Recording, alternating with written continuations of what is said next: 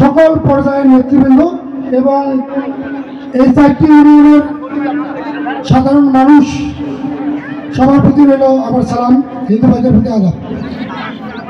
আসলে বন্যার কথা আর কি বলবো, যখন বন্যার পানি যখন প্রথম অবস্থায় আস্তে আস্তে চাপ দেয়, যখন একটা মানুষের ঘর বাড়ি ভেঙে যায়, নদীতে চলে যায়, বন্যার যখন স্রোতটা যখন আসে, তখন এমন পর্যায়ে যে একটা চাপ ধরে এটা ভেঙে যায়, নিজের চোখেই দেখছি।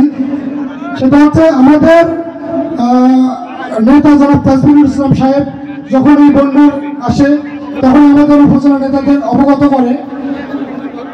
আমাদের উপজেলা নেতারা আমাদেরকে নিয়ে প্রতিটা স্পটে ছুটে যায়, পাগলের মতো ছুটে যায় যে আমার এলাকার মানুষ কত কষ্টে আছে, তাদের খোঁজখবর নেওয়ার জন্য, তাদের খাদ্য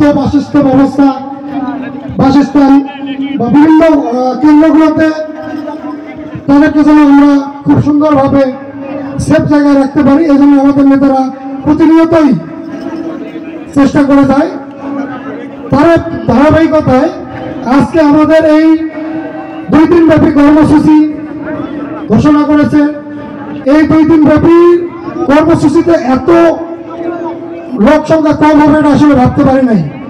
আমি আশা করব আগামীকাল আমাদের এই থেত্রাই ইউনিয়নে কম করে 20 থেকে 25,000 মানুষ দিয়ে আমরা আমাদের এই সমাবেশটি বাস্তবায়ন করতে চাই। আপনারা ইনশাআল্লাহ আমাদেরকে সহযোগিতা করবেন।